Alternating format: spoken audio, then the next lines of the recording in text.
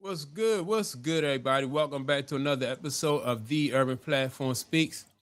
Make sure to like and subscribe as you tune into the channel. Check out the content. And with that being said, man, I want to react to a comment that Charles Barkley recently made. basically where he said that the biggest mistake that LeBron James made was chasing the ghost of Michael Jordan, right? And I kind of disagree with it in one sense, right? Because it's not what you do, but it's how you do it, right? And so if LeBron James was going to chase Michael Jordan, then there was a right way to chase him. And I think most people have that's where the problem comes in with LeBron James. Like people don't like the way that LeBron James chased Michael Jordan as far as the rings and the GOAT debate, right? Mike came into the league. Mike was chasing, he wanted to outdo, and he chased Larry Bird, Magic Johnson.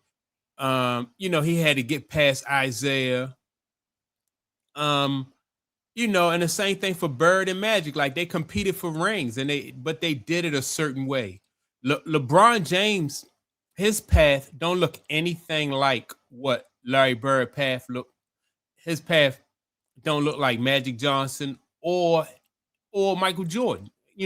Kobe Bryant came in and he wanted to be like Mike. He chased Mike, right? So there's no there is no harm in chasing the generation that came before you, right?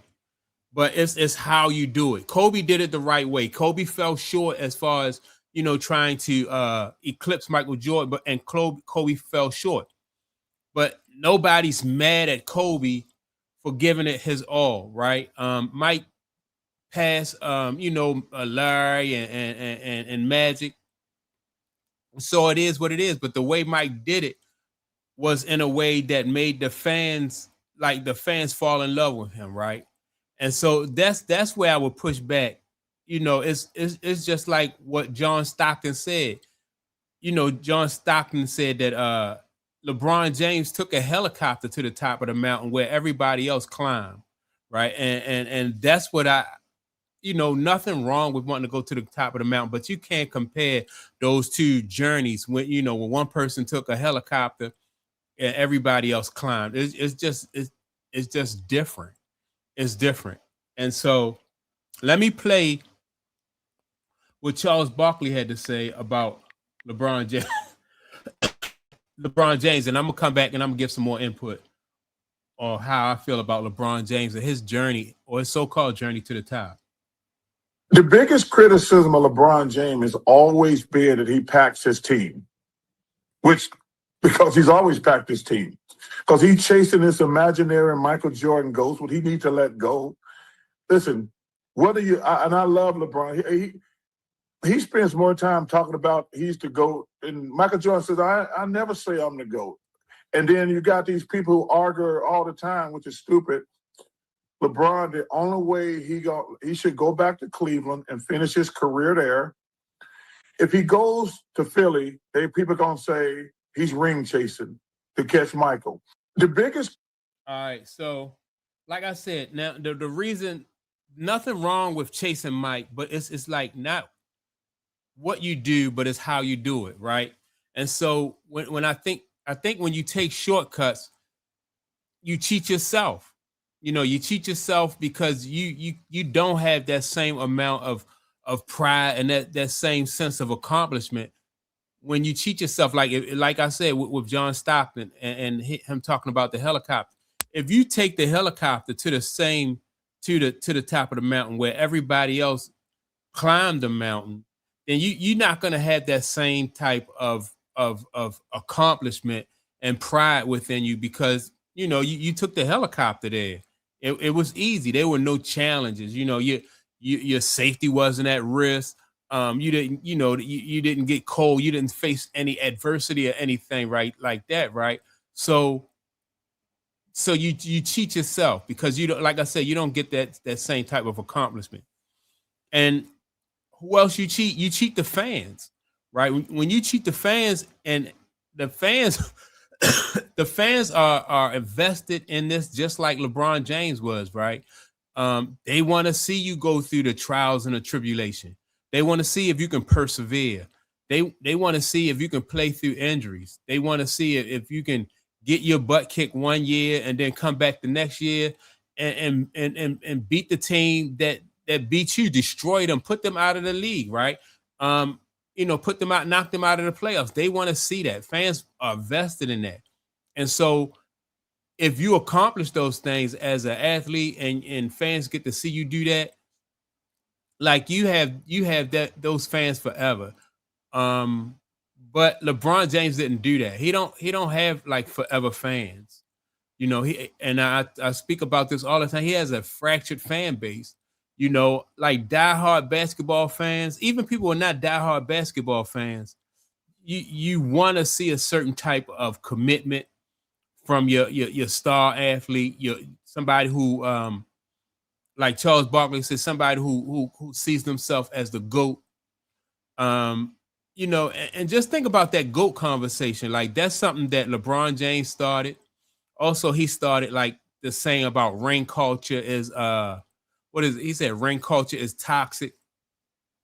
Mike never talked about ring culture. Mike never talked about being a GOAT.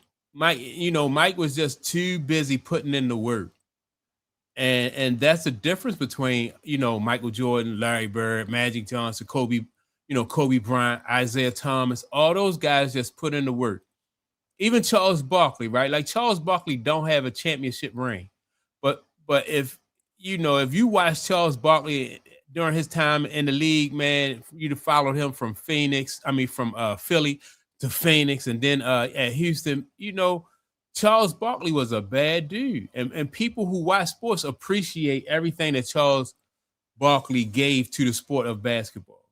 You can't take anything away from what Charles Barkley and Charles, like I said, Charles Barkley don't have no rings, but he one of my favorite athletes, to go. I like to go back and watch some of his highlights because of how at 6'4" and how athletic Charles Barkley was. He didn't look like a fat boy, but he was a big dude.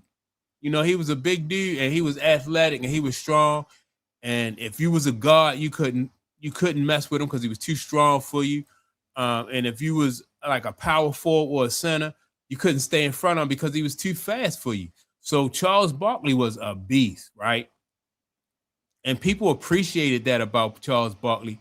Charles Barkley, he chased the greats in the league too. Charles Barkley, he wanted a ring.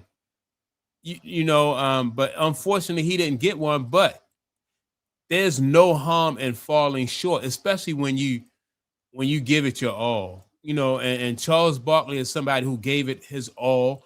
And people who watch the sport can't say, well, Charles Barkley took nights off against Karl Malone, or Charles Barkley was ducking Shaq, or Charles Barkley flopped. You can't say any of that. Like Charles Barkley, just like Michael Jordan, took on all comers, right? And whether he won or whether he came up short, people just appreciated the effort that Charles Barkley put into it. And that's the difference between, like LeBron James. He cheated his fans and he cheated himself. I wanted to see, if LeBron James could carry Cleveland through thick and thin, and win a couple championship rings, and build a team around him. But he didn't want that. He wanted to take the easy way to get these rings. Like Charles Barkley said, he tried to pick his teams. And that's just different from what those guys did. The guys who came before him is just different. There's not as much excitement in that, going to play with Dwayne Wade and Chris Bosh. Like for a fan, like if you're, what fan base is like attracted to that? Like what fan base admires that? Like what fan base gets anything out of that? You get a ring. Who had a ring?